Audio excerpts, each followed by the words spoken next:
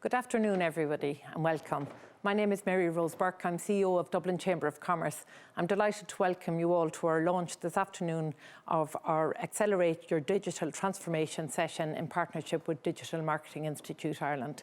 Firstly, I'd like to also thank Verve for the use of the beautiful facilities here, which really makes a difference and helps us accelerate our digital transformation in the Chamber. All of our businesses, the Chamber included, have had to respond in the last couple of months to an unprecedented challenge.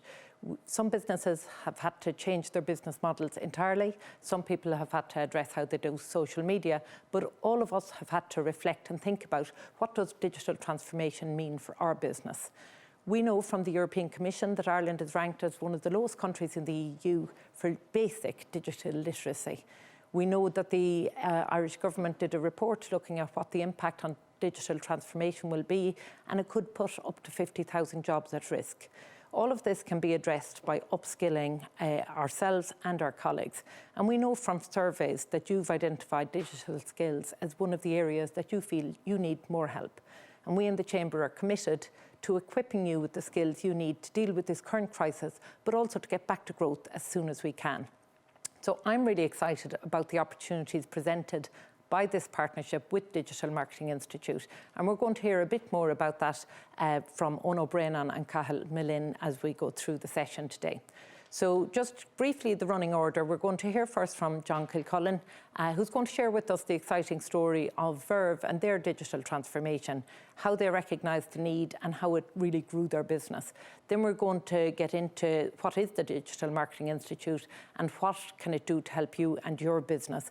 What's the offer in partnership with Dublin Chamber, what's open to Chamber members. And I know you're going to be inspired by both the opportunity, but also I hope you'll go away from the session in about an hour knowing what to do next. So let's forget the worries and the concerns at the moment. Let's focus on the opportunity and let's hear from John Kilcullen from Verve.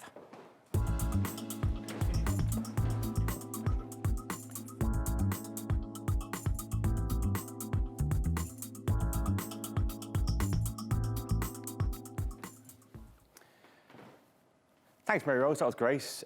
Great to be in the Verve virtual studio, this time in front of the camera rather than behind it. Nice to see how it all works when you're on this side of it. So my name is John Kilcullen. I'm head of digital in Verve The Live Agency. My role is to, to execute industry-leading digital campaigns on behalf of the agency. And then digital has been a really important part of our growth over the last 5 years. And as an agency, we've tripled our income and trebled our headcount in the space of 5 years. And digital has played a very important role in this. So what I'll do is I'm going to just quickly talk about how that came together, why we brought digital into the agency, and what we do in-house, which is very important, and just 4 quick tips for how you can straight away get digital in-house and save money and also be a more effective marketeer for your agency. So a bit of background about Verve. We do everything from massive events, content creation, experiential marketing, and sample all under one house. But it wasn't always that way. If I go back to just 5 years ago, I was brought into Verve. I was recruited from another agency who just did digital. And my brief was to make Verve, make it a more well-rounded agency that includes digital and social at its core. So I got brought in on my own at first, and the brief was to build a team and start finding angles with existing clients to bring digital marketing into our existing offering, which at the time was mostly events and activations. So I was quite lucky. On day one, I had brilliant access to a very, very, very good roster of high-level clients. It's going to flick on there. From day one, I was quite fortunate that among Verve's existing clients for event activations and sampling were Google, LinkedIn, Coca-Cola, KBC, and Facebook. So my role here was to start identifying briefs that came in from these companies and start adding on digital bolt-ons. So for example, for Diageo, if they were doing activation at a stadium for Guinness Rugby, we were trying to find out ways to do social media campaign around that. How do we capture data as well? So we had all the clients there, and we had great briefs and great campaigns. What we weren't activating our digital team and bringing them into the forefront. So my role was to pester every department when a brief came in and say, okay, great brief, but how can we find a digital angle for this? And within a few years, we got pretty busy, and we've grown a team from from just myself to 6 full-time digital marketing account managers, and also backed up by a full studio of creatives who do digital. And then, so that was 5 years ago, but Verve in 2020, in-house, we offer full social strategy, content production, online media and strategy buying, ECRM and email, websites and AR and VR. And it's been a long, not a difficult journey, but a journey that kind of grew with the agency. So every time we got a good brief in from a big client, we were pitching really good campaigns that included digital. So, for example, I mentioned already Diageo, but if we use Coca-Cola as an example, we do a lot of, I suppose, high-level experiential campaigns that involve people on the street.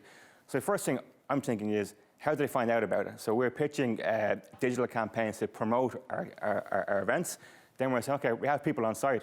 How do we capture data? So again, we're bringing Coca-Cola ideas that originally were kind of rooted in, I suppose, experiential and events, but then we're adding value by saying, okay, well, if you do social media, if you do data capture, you're getting better, I suppose, bang for your buck, but also you're making it a full integrated campaign.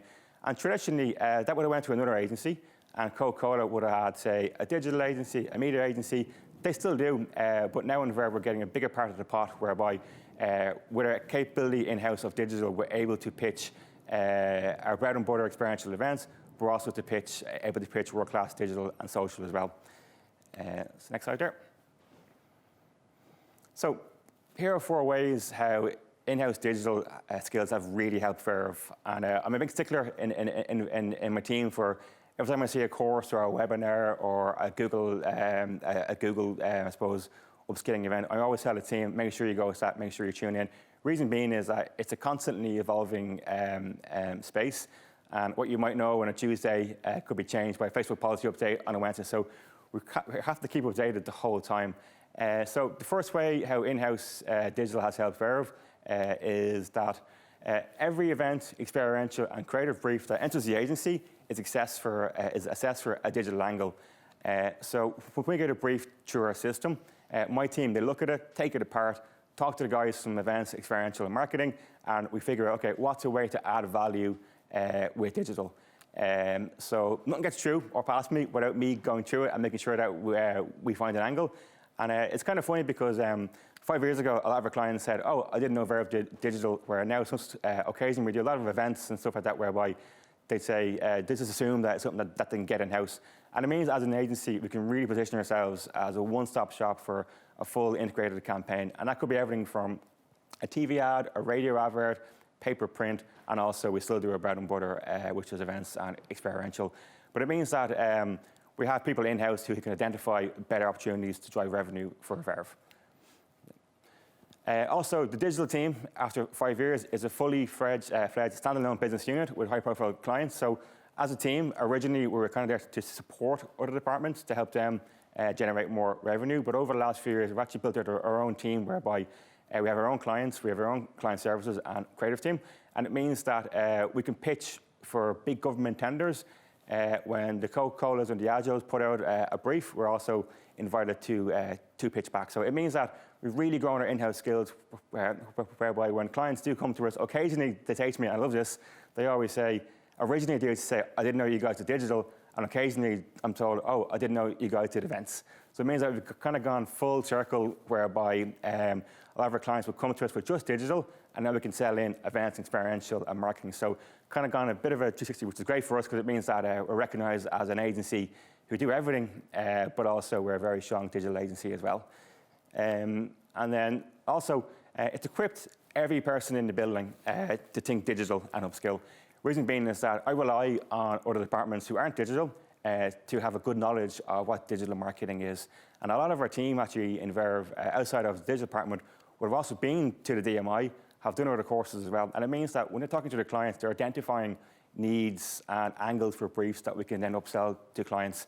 And I suppose for any company, it doesn't matter if you work in finance or sales, it's really important that everyone in your company can think digital because they can identify opportunities with other clients and then bring them to your digital team for, I suppose, more thought and better ideas. And for me, it's absolutely invaluable that people who work for Verve in different teams can come to me and my team and say, listen, I have a good client here. Maybe it's a Facebook campaign, maybe it's a website. So again, they can always make sure that they know how to talk digital, and it means that they can sell to their clients without coming to us directly.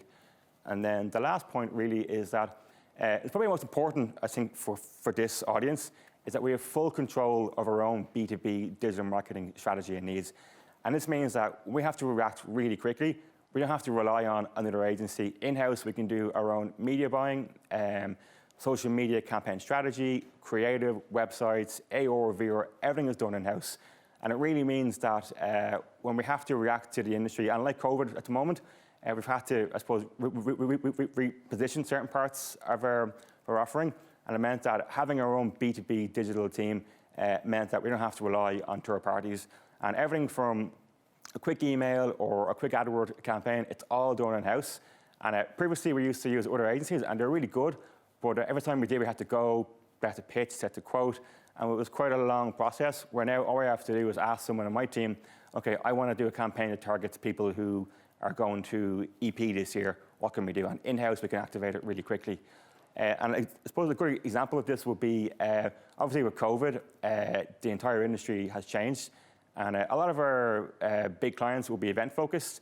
So events just stop happening. So we pivoted to be an agency that specializes in virtual events. So next slide there. So really quickly, we built in-house a landing page that gave information about what we did as an agency in terms of virtual events. We built AdWords, and we were first amongst our industry to do AdWords for virtual events. We built social media content, and we did emails to all our clients that were targeted by industry and by job title. So it meant that within a day of deciding to build this green screen studio, within a day and a half, we had built a website, an email strategy, an AdWords campaign, social media content, and also a sales funnel that people could click, learn, and get in touch. And it meant that as, I suppose, a team, we weren't relying on people to come in and do it for us. We reacted really quickly. We answered questions that our clients were asking, and also built the whole campaign around it. 3 years ago, that would have been a week of work with third-party agencies, where now it's all in-house, skills are here, and it means that we don't have to rely on third parties. So just quickly recap, how can you gain and what we learned in Verve by upskilling in digital? First of all, understand website traffic. Who's coming to your website? Where are they looking? What are they clicking on? What's making them leave? Really important. A lot of the courses in the DMI really cover this. Take control of your social media.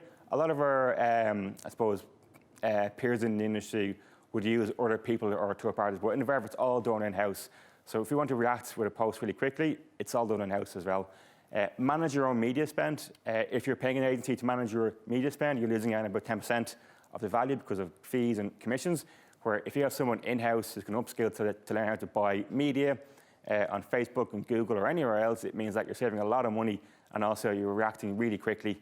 And lastly, if you have full control of your own digital marketing strategy in-house, you can make data-driven marketing decisions. So in Verve, what we do is once a week, look at the numbers, look at our traffic, look at our ads, what's working and what's not working. And depending on what's popular on any given day or any given week, we can react our digital marketing strategy to react to what's happening in the industry. And I mentioned already, but for us, COVID has been a pretty big deal, but we've reacted really quickly in terms of building a studio, but also in-house, we did a full marketing campaign without having to rely on anyone else. So again, it was cost saving, and also digital and Verve has also made us an agency that can pitch from everything from a large-scale event to a global social media campaign, all under one roof. It's been a long journey, but we've got there, and a lot of our clients now will come to us with a single brief rather than part of a brief. So we're getting a much bigger piece of the pie in terms of the marketing industry in Ireland. And we're only getting bigger, which is great. But yeah, that's me. That's, I suppose, our journey in Verve. I hope you enjoyed it. I'm going to pass to Eoghan and Cathal from the Digital Marketing Institute. But beforehand, it's going to be a video that's going to demonstrate what to do in the DMI. Thank you.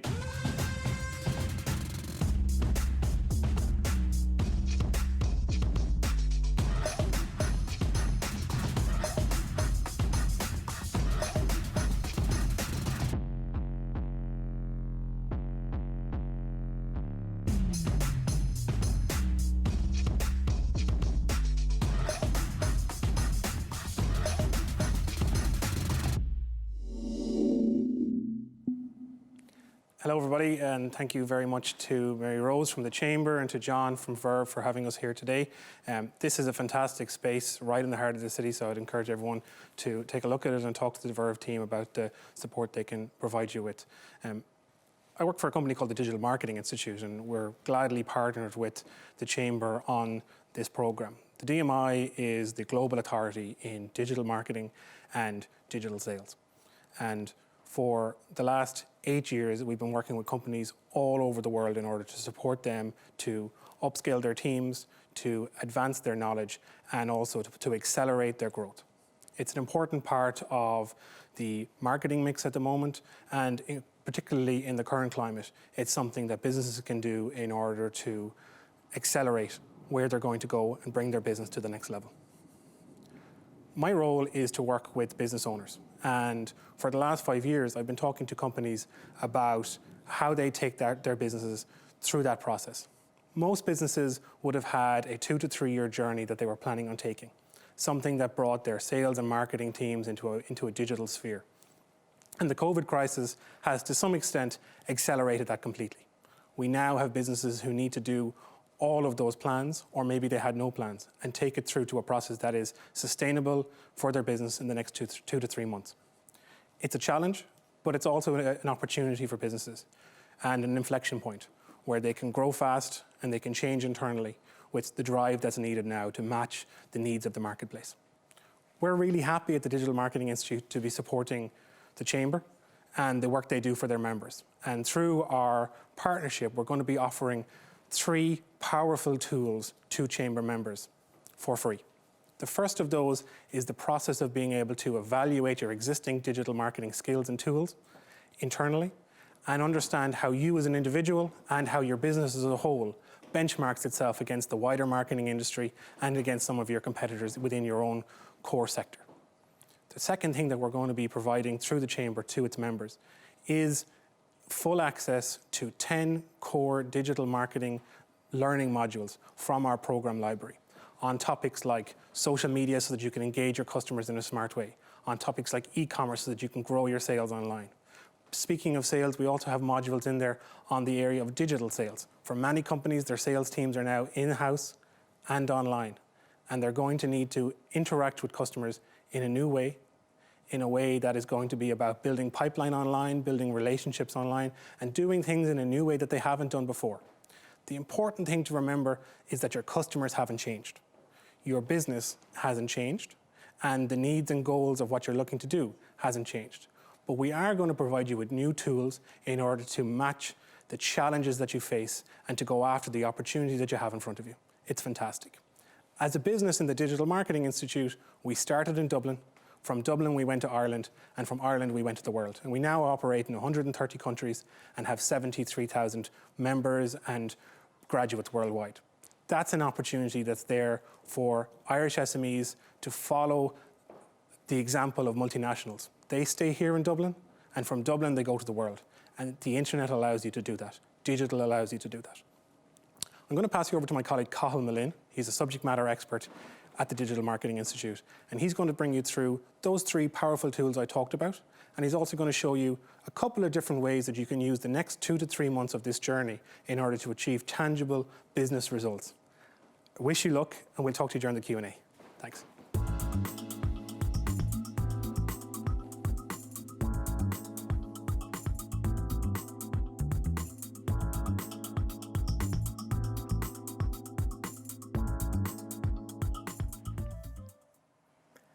Hi everyone, my name is Cathal. I am the subject matter expert at the Digital Marketing Institute. So I'm going to get into a little bit of the nitty gritty of what the guys have kind of prepped up for me here. I've got this amazing opportunity now to kind of unveil what Eoghan has just spoken about in terms of the library, the courses and the evaluation.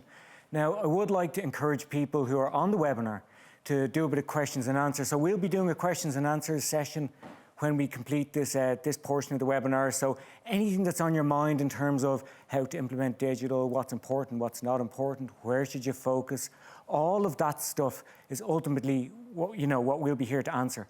Now, if there's any questions, just pop them in on screen. They'll come to us, and in our Q&A session at the end, we'll be able to hopefully arrest any fears that you have about digital. So I'm in this, as I said, really privileged position where I'm going to talk about what exactly is in this offering. So why are we all here? Well, the reason we're here is because in conjunction with Dublin Chambers and the Digital Marketing Institute, we're giving people the opportunity to upskill and evaluate their digital skills for free. For free. So it's not just digital transformation, go figure. We've put together a structured package where we can bring you along in these different areas in terms of evaluating your skills, in terms of learning some new skills to engage your customers and drive sales, and then to keep up to date with ongoing things that might be happening in the market. So we're just going to take a quick dive into the offering itself. So we have here, to begin, this is our Get in the Game mix. So we have our digital library, which has all of our different course area, our evaluation, all of that stuff. So if we can just kick off with the evaluation. So what I'd recommend, everyone who's on this course or everyone who's on this webinar will have access to these tools. So first thing you should do is check out, where do you sit? Where do you sit online? What are your digital skills? What do they look like? And, it'll give you an idea for where there might be gaps, where you might already be competent, and then you can kind of focus in on the learning after that in terms of what you want to do next. So we begin, obviously, it's just a very short kind of general knowledge quiz, essentially, about your digital marketing skills in terms of search marketing, social media, digital strategy, analytics, different things like that. Don't fear it. Don't fear it. It's just a kind of evaluation to figure out what exactly you could focus in on to improve and where you're already competent. So when you've kind of dived into our digital skills test, you might move on to the course area itself. So what we've put together for the partnership with the Dublin Chamber of Commerce, or the Chamber of Commerce, is our Get in the Game mix. Now, our Get in the Game mix is a curated collection of broadly 2 to 3 hour modules from different areas, different core competencies that we find that globally digital marketers do need. So just to call out a couple, we've got our strategy, we've got our social selling, we've got social media, paid search, e-commerce and stuff. So let's, at this point, now that we've kind of seen the whole package, let's take a look into 1 or 2 of the individual ones. So if we can just jump into our search marketing activity. So what we've put together is our Google stuff. And I mean this in the best, simplest way. What is Google? Google is the questions and answers machine, okay? People at all points of the day are asking all kinds of questions, all kinds of things you wouldn't ask a psychotherapist, all kinds of things that are just on their mind. They want to find out answers to certain things. People are asking Google all kinds of questions. We can see what they're asking, and we can be the answer to their needs. If we know what people are looking for, they are literally telling us what they want. Let's pause on that for a moment. They are literally telling us what we want, and we can see that. If we can see that, we can be the answer. If we're the answer to their needs, that is a commercial opportunity for us. This is what we're talking about when we're talking about Google. It's not about search engine optimization or domain authority or any of that stuff. Yes, it is about that when you're getting deeper into the weeds. But the fundamental human action for consumers, for businesses, is people are telling you what they want, and we can see that, and we can be the answer to their needs. So this is a type of kind of practical application of how to use Google for your business that we'll provide you with. So again, I want to reiterate the point that it's not just digital transformation, go figure. There is a structured process. There is a guided process that will bring you along the way to ensure that you know what you're doing, or your team knows what you're doing, but ultimately deliver on commercial goals. So we have our search engine optimization piece. Secondly, within our Get in the Game mix, we have things like our social media activities. So to distinguish between the two, think of Google like your transactional piece. This is your consumers are telling you what they want when they know what they want. What's social media? What actually is social media? So social media is a place where communities go to get ideas and to validate their existing concepts or their beliefs about certain things. So whether it's about your product, engaging with a brand, how you might use your product, different things like that. That's what social media does. It builds brands, it engages in conversations. It's strategic in the sense that it allows businesses to listen to what exactly are consumers saying about them. I think there's a metric out there. I'm not entirely sure what it is off the top of my head, but I believe it's something like 40% of all new product ideas come from people complaining about social media. So when someone's on social media, what they'll do is they'll complain, I wish my product did this, I wish my vacuum cleaner did that, I wish this, and that is a source of new ideas. Social media is free research. Social media is free research in the sense that, like, you have a direct line to what your consumers are talking about you, your brand, your competitors, your industry, in the wider community. So when we talk about social media, it's not just necessarily running a bunch of Facebook ads and, hoping for the best. It's a strategic engagement with your audience to find out what do they want and how can you deliver. And this is where it kind of comes back to our Google piece, where we're saying when they know what they want, they will ask Google. Now, of course, there is the transactional element as well that I do want to talk about. So the third aspect of our Getting the Game mix is the e-commerce side of things. So with the first two, shall we say that it applies to all businesses, whether you have a phone number that someone will ring, whether you have an e-commerce store, whether you have a physical store, whether you're just a brochure site that shows what you have, what services you offer, different things like that. When it comes to direct transactional activities, we have put together a e-commerce mix. So within our e-commerce mix, we have all ways of selling online. So selling online is dual function. The first function is get people to your store, get people to your online shop. So that's where you're using your channels like email, social media, Google, different things like that to get people to your shop.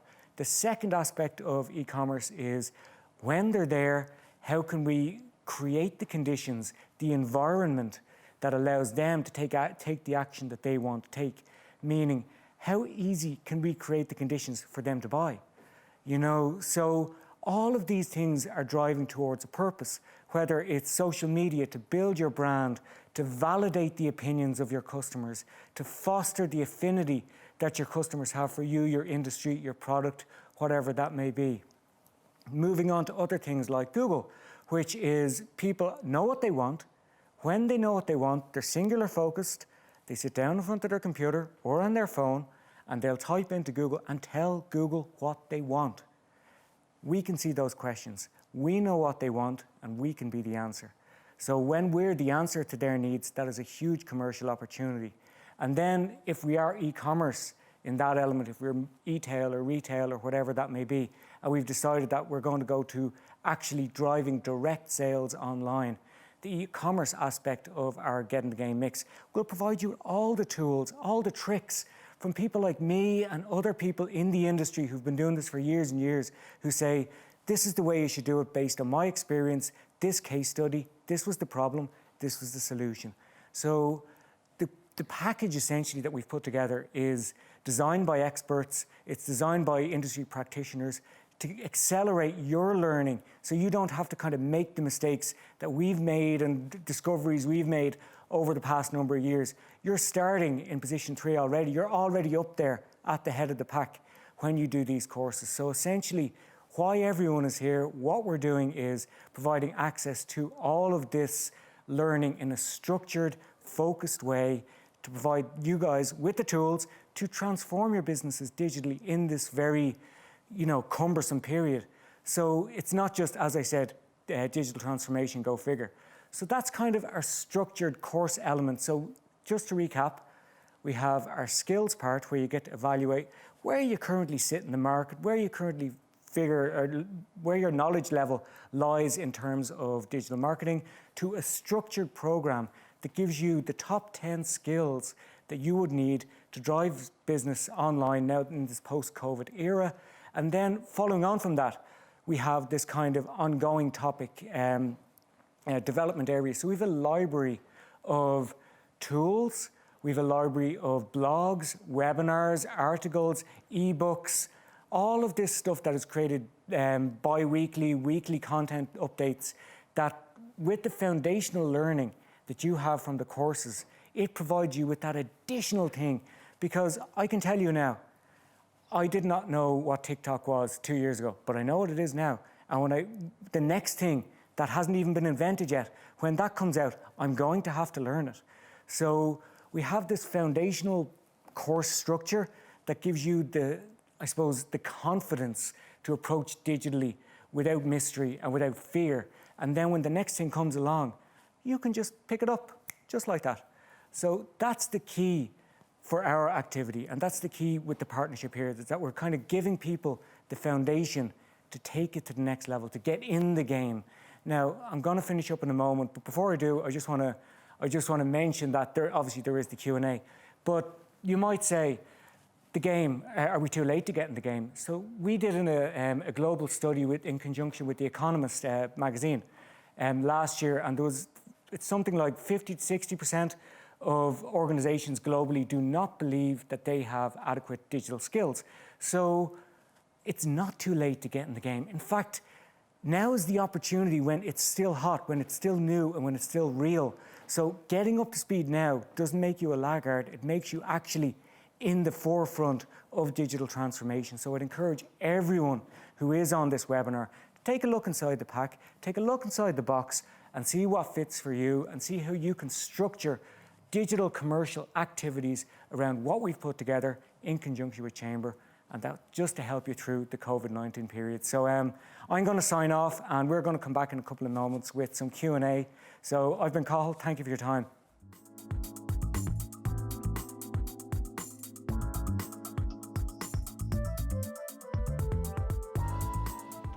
Welcome back. Thank you to each of our panellists, and I hope you found that as inspiring as I did. I think the big message here is, one, we all need to understand digital marketing, but two, we don't need to be afraid of it. It is business as normal. Essentially, what we're trying to do is listen to what our customers are saying, know what we provide to help them, and find a way to communicate. That way of communication has changed over the years, and it'll change into the future. This process is about giving you the skills to be able to respond to your customers and to drive your own business. And one of the best pivots that I've become aware of is done deal that we all would go to buy a second-hand couch or car.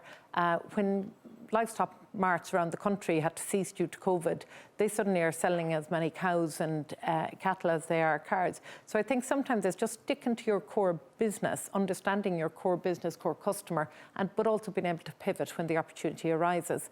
So I think it's very much around knowing your strategy and not being blinded by digital. For most of us, and particularly for my generation, you think digital is what your children do. But really in business, it's where your customers are. And one of the questions that has come in, is this more relevant for a B2C business than a business that trades with other businesses? And is it still relevant for a B2B business? I can jump in really fast on that one. I think it's both. B2B in Verve is fundamental. We track every cent we spend online. So when we're looking for leads and new clients, put a lot of energy into picking good creative, but also doing a good digital marketing strategy. And it means that when we get a lead into our website, we know what it costs us, where they came from, and how we can do it better next time. So I think B2B is fundamental, absolutely. Yeah, I would agree with that note. We spend a lot of time talking to B2C companies, but also B2B. So, you know, some of the clients that we deal with on the B2B side are large manufacturing companies, large pharmaceutical companies. These are not companies who are going to be shipping and selling a product directly to a consumer online, but they are companies who need to understand how they can promote, evaluate their products and services, allow people to discover them, allow them to engage and research online, because people are going to be using these search engines that Cathal talked about. They're actively searching for things. So you need to be able to provide them with the answers. And it's not just a case that digital is all about selling high fashion products at a low price online. you need to approach it with a different strategy depending on who your customer is and what type of business you have. But we see companies across all sectors, from large-scale manufacturing to pharmaceuticals to banking, right down to the traditional B2C companies who are taking their retail businesses online. And if I can just finish off on that, and of course we do have some digital selling content specifically within the Get in the Game mix. So for B2B organizations, we do have a structured program. One of the modules is B2B applicable.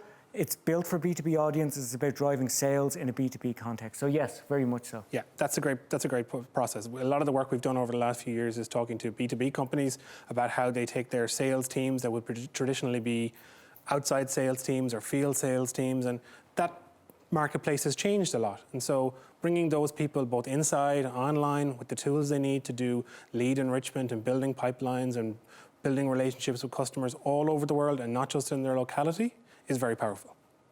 Okay, thank you. One of the big benefits for people of being a member of Dublin Chamber is that they get to learn from other businesses, but also learn from their mistakes. What are the biggest mistakes that people have made in digital media, and how can our businesses avoid making those mistakes?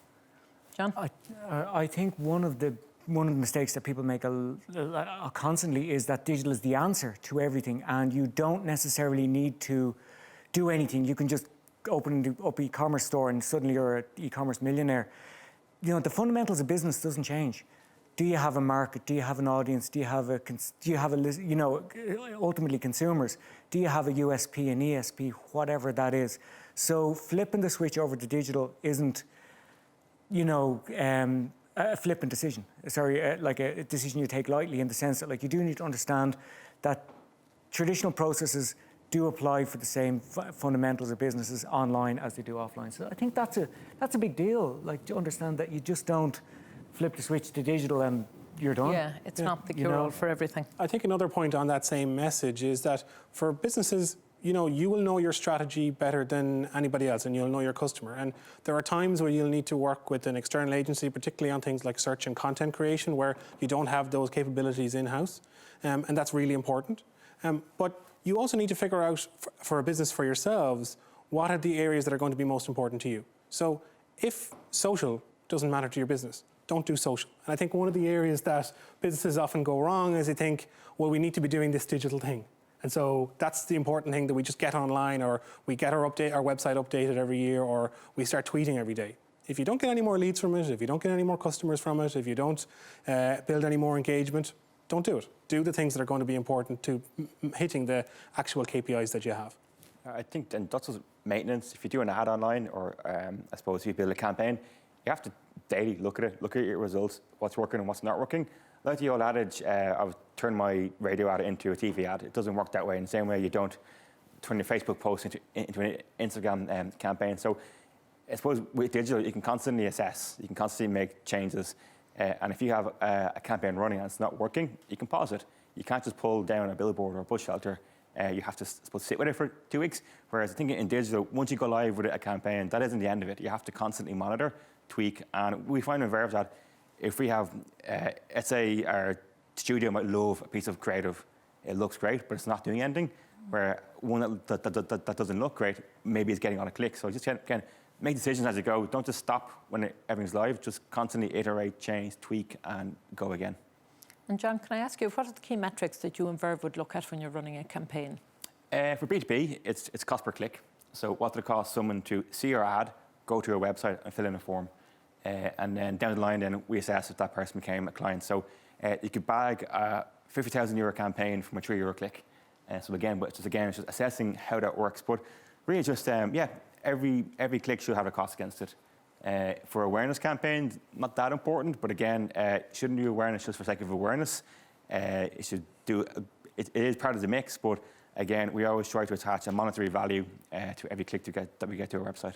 Yeah, I think that financial part of it and the measurement is something that's become increasingly important over the last few years. Something that, I wouldn't have thought of 5 or 6 years ago when I first joined the DMI is that a lot of finance managers are now taking digital marketing courses because they actually want to understand what the business is doing. Where are we spending our money? How does this actually measure out in terms of cost spent on advertising, cost per click, cost per lead? What was our actual acquisition cost at the end? And how do we build a replicable process there? So digital has become something that's not just for your marketing team, it's for the wider business and operations team too. And could I ask you, Cathal, maybe we've seen different people use their social media in particular in different ways, don't we? And I suppose one of the ones I would always look to is Dublin Airport. They've created a particular personality for an airport, and you see people responding to that. But what do you think in general of brands using their social media to comment on current affairs? So I think we have to think about content. So your social media is only as good as the content that's on it. If you think about it, like social media is a distribution channel for the content that you have. So if you have a reason to talk about current affairs in a way that can benefit your business, then yeah, absolutely. It can be a thorny area because people do have different opinions about all kinds of things. But I do think that acknowledging, for example, with COVID, acknowledging that it's actually happening is a key thing. We can't just ignore this giant pandemic that's happening all around us. So, being honest with people, being straight with people, and people engage with that. So I think if it's relevant and if it's likely to benefit your business without, and just driving that honesty, that authenticity, I think it's quite good. A different, less kind of controversial area, I suppose, would be do you remember the dress? The blue and gold, is this dress blue or gold? I remember seeing this lovely ad on social media. It was a tweet or whatever it was, and it was some Specsavers, and it said, anyone who thinks this dress is gold and white, please come and see us. Because obviously, it's Specsavers and stuff like that. So I think the topical nature of social media can be quite impactful. When it comes to certain areas, unless it's really, really relevant, I would steer clear of it, yeah. Because, you do have to protect the brand and you do have to understand your audience. Okay. There's no harm in being conservative like that, so. Yeah, I think people sometimes think that you must be funny or you must be entertaining, but sometimes it's just get the content core to what your message is and maybe don't confuse it. Well, that's it. I mean, no one likes, I remember when I was a copywriter, my old boss telling me that no one likes a bank that says, hey man, or a solicitor that wears sandals, because you have a certain expectation of what that business does. So, and that's fine. You don't have to be funny for the sake of being funny, essentially. Exactly. And John, can I ask you, do you think the reach is greater with digital marketing or traditional? Is it one versus the other when you're looking at spend or? I think you can certainly quantify it better on digital. Okay. If you spend X, you can say that it'll reach Y, where maybe outdoor or TV, you can get good figures in terms of viewerships. But what you won't get is the actionable insights, as in it reached this much people, but they did this. You can measure, I suppose, outdoor and TV by impact and sales, but it's hard to measure that last click, as in I saw this and I bought this. So digital certainly, it's one part of the mix. It's an increasingly bigger one and the most important one. But TV, radio, print, they all have their I suppose, their goals as well. So. But I also say that digital, you can always tell what the impact was directly. If you have a good campaign that's based on a strategy, as I said before, don't just put it out there and wait. You have to really work on it. Yeah, tweak it or pull it. Exactly, yeah. And that's something that I think has evolved a lot over the last few years. So, at one point we would have talked about digital being an add-on to our strategy, being something extra that we do. And now, today, it's a core part of our marketing mix. It isn't something extra. And equally, when you talk about that, have we got a better reach when it comes to digital? It's not that it's a better reach, it's a different reach. When we talk about broadcast and print, we're bringing a message out to a wide audience and hoping that the people who are interested in the product or service that we've messaged to people come back to us. And where digital changes that a little bit and maybe changes the paradigm a little is that we're now only targeting the people that, from listening to social or listening to search, we understand already are actively searching or engaging or interested in a topic or a service or a product that's like ours. So we've got a little bit of a different relationship with them when we send them messages today. Yeah. And one question here, if you're totally new to digital marketing, what's the best step to take? And I guess I would say do the diagnostic on the DMI website first and identify where the gaps are and put a plan together. But what do you see? I suppose it's one, deciding to take that first step, isn't it? Yeah, first step is you have to commit. To commit. Commit to it, understand where your strengths and your weaknesses are as a business and how they match up against what we might call an industry standard or an industry par. And then take those things and go, okay, well, we want to be good in social because it's important to our customer. So let's start looking at some of the social content and toolkits that are available within our membership library, but also let's look at some of the social courses that we've made available. And that's probably a good starting point for anybody. Yeah. What you just said there is the starting point. It's like start with your customer and work backwards. So whether it's looking like, so I would always say, well, we know our customers offline. What do our customers look like online? Because certainly they're online. They haven't missed the whole internet thing. So they're definitely online. So you listen, see what they're talking about on social media. What are the type of things they're putting into Google to find answers? This gets you direct insight to how they behave online. And then when you know what your customer wants, as I said, you can be the answer. The key is to get them to say yes to you.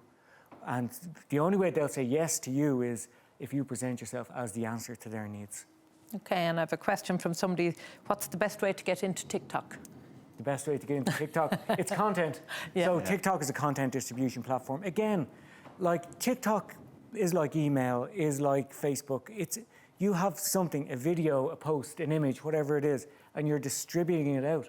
The message is the content, and the medium is TikTok, it's Pinterest, it's Instagram, it's different things like that. So the only way you'd get into TikTok is if it's relevant to your customer and if it's aligned to your brand, so that's, and it's really about the content, which is the step back before TikTok. You have to have the right content for TikTok to go on TikTok. So is your content right? And if it is right, then you can move to the next stage. So that's and is that where your audience is? It's back to the same old, know your audience, know where they go. What do they like? Where do they hang out? Yeah. That's. You won't find too many merchant banks on TikTok. Yeah. I think just also in terms of what TikTok is, it's fun, quick content. A lot of brands go wrong where they put in really slick videos up whereby they should aim to be professionally amateur. So they should try and make TikTok look like a real person did it. And you see some great brands like Taco Bell in the States where they target people who are up late wanting a quick eat. So their content is made by people in store, but it's all thought about from a marketing point of view. So it doesn't look like it's been shot for TV, but it's made for that channel. Yeah. And John, I might ask you this one. Is Facebook still worth spending time and budget on in 2020? I think so, yeah, I think so. Facebook made a lot of effort in, I suppose, getting rid of it as a news channel and making it more about groups and communities. So I myself, if I was giving an example where 3 years ago I was kind of going, it's just full of crap. But now I go to it to look at my neighbourhood watch news. I look at my football group. So I'm back in it because they've invested time in making a good place for you to go to learn about your peers and also your friends. But I think we do find occasionally that we have a campaign that runs on Instagram and Facebook, and we'd assume that's going to be definitely an Instagram campaign, but the clicks are better on Facebook, the audience is there. So I wouldn't discount it. I think it's still massively used every day. Probably skewed towards more an older audience, but then again, that means that people who are in their 30s, 40s, 50s are at home, they're on Facebook, on their newsfeed. So people always assume that the 18, 25-year-olds, they're the ones at home watching TV on their phones, but the reality is my mum and dad are at home watching the news, flicking through Facebook. So it's still there, but again, it's all about targeting, and I'm sure the guys will tell you that there's lots of options there for targeting on Facebook. And, very much so. Yeah. And when you think about that older audience, they're also the people who've got the discretionary spending to make purchases, whereas not all teens and people in their early 20s have that. And talk to me a little bit about cancel culture. I suppose everybody, either personally or their brand, are afraid of just being the focus of the negativity and maybe losing the opportunity. How do people, one, protect against that, and what do you do if that happens to your brand? Well, I think one of the aspects of any kind of digital marketing is crisis management. So it can happen, it can go viral, it can escalate, all of these different things. So what we generally recommend is we know that a crisis may happen. We're not necessarily sure what the theme of that crisis may be, but we do need a process in place that if we are at the end of, the shtick for something that's after happening, or if we're bundled in with a group or whatever that may be, that we have a process in place that we're able to diffuse it before it gets too big, escalate it to a certain point. But ultimately, during the spiel about the social media activity, we can identify crises before they happen, meaning we can identify kind of groups that may be kind of chatting in their small communities before it escalates to something big by listening. So one of the things that we do with social media is we listen.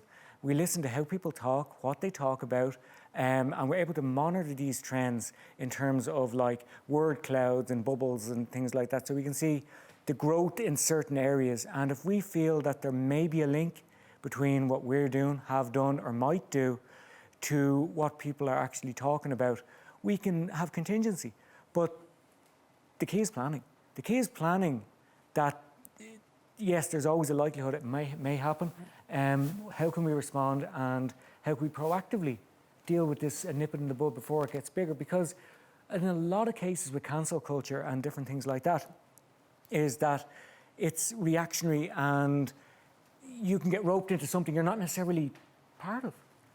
You know, so, but it's just about being aware and being clued in. And again, we have these free tools and tools online that allow us to do very deep listening into what groups are saying, verify that with metrics. So again, I'm predominantly a digital marketing analyst who would say trust but verify.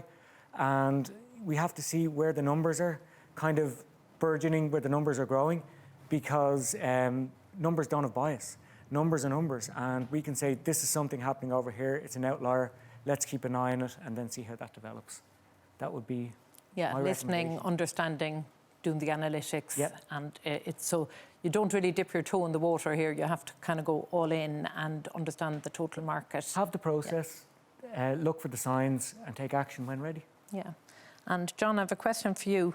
And I mean, obviously, discounting the Dublin 2050 and our Dublin Goes to Dinner video, what have been the best campaigns that you've worked on in terms of? A campaign I worked on for the VHI Women's Mini Marathon was whereby we knew that everyone had a race number with a chip in it. And at some point, that chip is there to see your start time and your finish time. So we said, why don't we hijack that system and put a giant screen halfway through the race, and that when you ran past that screen, it displayed a message for you that was personalised to you. So we did a digital marketing campaign to say, if you're running a race or your friend is, go to our website, put your number in, and when that person approaches the screen in real time, it will say right there, go ma'am, you're the best. So it was a real kind of like heartwarming campaign. The best bit is that you can't test this thing because you can't get 40,000 women to the city for a run through. So we had to just test it in real time. And then by sheer chance, two ladies were late to the race and they're coming the wrong way. And they tripped the screen and it said, go Gloria and Sinead from the grandkids. Is that me? I was like, yeah, it works. But again, it was a real kind of heartwarming campaign. But the hard bit was, I suppose, recruitment, as in a big strategy around, I suppose, driving people to the website, filling in information. But again, it was a good payoff whereby it was a real life event that digital drove. But again, yeah, it was good content. It was a good in-person experience, but also a good campaign before on social media to, I suppose, drive awareness for it. Yeah, and I think it's been aware of what other people are doing and learning and seeing which ones resonate with you yourself that might work for your brand.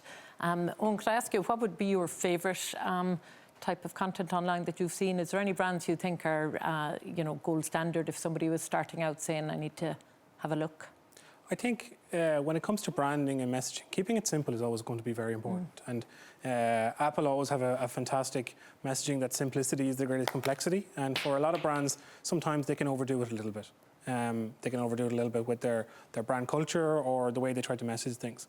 At the end of the day, with all digital or even any other marketing messaging, what we're trying to do is communicate to people. So you need to get a message across, and to do that in a way that they can understand it and then drives the action that you need. So that's generally my biggest advice to any company in that space, thinking about it for the first time. Okay. And Cathal, I have a question here. I hope I get it right. Using email or social media to pitch products or services for traditional paper-based content, is that counterintuitive or does that work? Well, it has to work. I mean, like, if there's still a business for paper-based products, then, there's still an audience online. So if the business model is fundamentally solid, then all you're doing is using a different channel to engage with people. And, obviously, there might be bolt-ons. You can say, like, okay, our predominant offering is a paper-based product, but ultimately we have, digital capabilities or whatever that may be. But I don't think it's counterintuitive. I just think it's, as Eoghan said, it's engaging an audience in a different way. And And certainly your audience, like there's no audience that's not online now. So we're coming to the end of our session now shortly, so I'll give each of my panellists an opportunity just to, I suppose what we're doing today is helping people to, one, understand what is digital marketing and why it's important to your business, why it's important to every business. And I suppose I hear the rain outside, so for those wet times when we're on our staycation, we can't be bored. There's an opportunity here to use that time to upskill and to use the courses. So if you had a 1, 2 and 3 for people over the summer to get up to speed, what would that be? Well, for me, it would be where's your audience? What are they asking? And how can you be the answer? Literally in that order. Where are your audience? So what channels are they using? What are they talking about and asking in terms of searching for stuff and social media? And how can you position yourself as the answer to their needs so they say yes to you? Yeah. For me, I think it's about businesses understanding, firstly, the potential of digital. Okay, the potential of a business. Take a hardware business in Galway. Take a hardware business here in Dublin. You now have an opportunity not just to sell directly into your locality, but to sell nationally and to sell internationally. Find an audience, understand how you can ship and deliver. If you're a service-based business, how can we do that online? Because with digital, we now have the potential to reach a customer base in any country at any time. And we don't have to limit ourselves to that. So we have provided through the platform all of the tools you need in order to start planning for that and to get your business ready for that and to upskill your team. And I think the first thing to do is to start thinking about where you'd like to go and put a plan together. And if you've got a plan, then you go through the evaluation of the diagnostic and the skills test, and then the courses and the membership resources. And through a plan and evaluation, you'll be able to put together the training that you need in order to achieve those goals. For me, if you're a company and you're coming to someone like Verve as an agency to do the digital strategy for you, we always love when the client themselves has a digital background, has done a course. Even if it's a small company or a big company, it's just so important that they come to us with more information. An example would be that a lot of our clients have got the LEO grants, which is a local enterprise office grant. And as part of that, you have to do a really short digital marketing course. And before they come to us with an idea, but now they're coming to us with plans and strategies. So they're getting more from us in order by knowing a bit more about the industry themselves. So before they would have said, oh, we're not digital, that's your job. Where now they add more value to their briefs to us by investing more time in understanding the digital market. So, and also we can do better work because we have a better understanding of what they want in the end as well. So thank you to each of our panellists, Cathal, Melinn, Eoghan Ó Braonáin and John Kilcullen. I hope you found the session engaging and inspiring. I hope you feel that you know now what to do, how to navigate the DMI website. There's a 3-month time for you to really engage with and upskill yourself and your colleagues. And hopefully when we come back together, hopefully face-to-face in the autumn, we'll all be able to have a very different conversation around what our digital experience is. So I'd like to thank each of the panellists. I'd like to thank you for giving your time and turning up at this webinar and for your constant feedback and questions, because we designed this partnership with DMI in direct response to feedback from Chamber members around the challenges that they were facing dealing with the immediate crisis, but also as they reconfigure their business or as they seek to find new opportunities for growth. So I hope this has been of value to you. Keep your comments and your feedback going, and thank you very much.